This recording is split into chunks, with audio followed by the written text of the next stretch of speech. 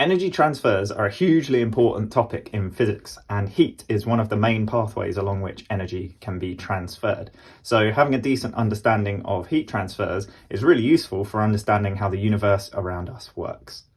Now, before we move on, let's just remind ourselves what we mean by heat. It's thermal energy, or the energy inside a substance that defines its temperature. Broadly speaking, this comes down to how quickly the particles inside a substance are moving. If you want a bit more information on that, you can check out my video on internal energy.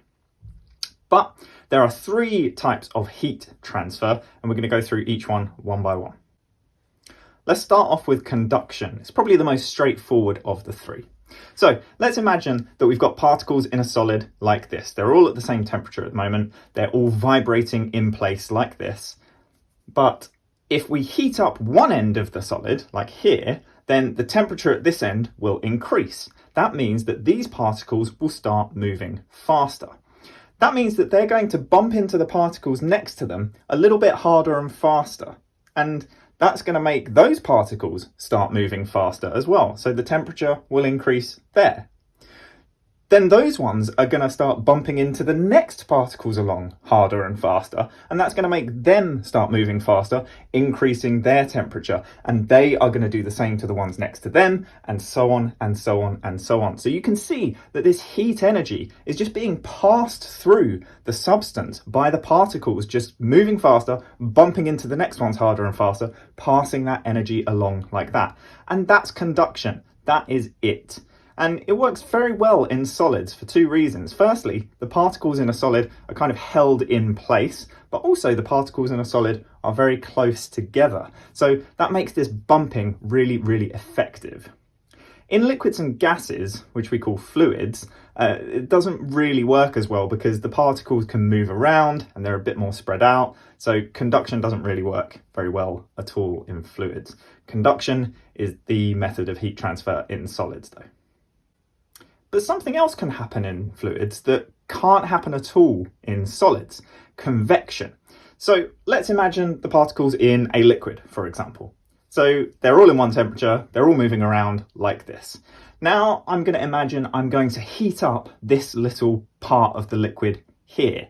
So in this small section, these particles are going to start moving faster because I've heated them up, I've increased their temperature. They're moving faster. So because of that, they're bumping into each other a bit harder, and that's going to sort of push them away from each other. So the particles are going to spread out a little bit down here. This bit of the liquid is going to expand. It's going to get a bit bigger, but I haven't put any more mass into that bit, so it's going to be less dense. It's the same amount of particles, just in a bigger space, basically. It gets less dense. Now, things that are less dense than their surroundings in a fluid will float. So because I've heated this up, this little part of the liquid here, it will expand a bit, it will get less dense, and it will rise up to the top. Now, once it gets up here, the heat source that I was using to heat it up is nowhere near it anymore. So now these particles are going to sort of start cooling down a little bit. As they cool down, they're going to move a little bit slower again. They're going to stop bumping into each other as hard. They're going to stop pushing each other away as much. This is now going to contract a little bit. It's going to go back down to the size that it was before. That makes it a bit more dense.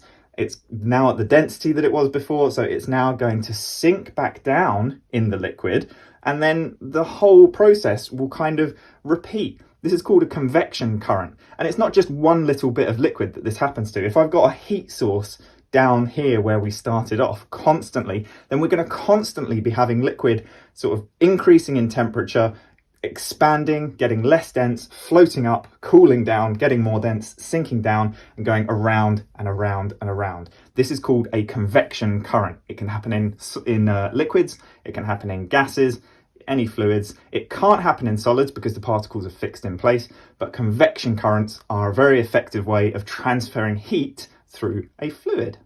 And the third type of heat transfer is radiation. Now, radiation doesn't have anything to do with particles at all. We're actually talking about infrared radiation, which is a type of electromagnetic wave. Electromagnetic waves can move through vacuums, which is empty space, or they can even pass through matter.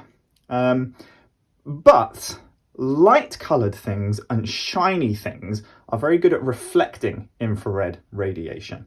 So if you want to stay cool, for example, in summer, the clothes that you want to wear would ideally be shiny or white. That is going to reflect away most of the infrared radiation, keeping you nice and cool. In fact, in hot countries, they tend to paint houses white for this very reason. It keeps the inside of the buildings nice and cool because it just reflects away loads of that infrared radiation coming from the sun. On the other hand, sort of matte coloured things or matte textured things and dark colours will absorb infrared radiation very, very effectively. So in the winter, if you want to stay warm, you should wear dark colours because that's going to absorb more infrared radiation, keeping you warm. Well, all right, that was enlightening. I hope you feel a bit more confident with heat transfers now.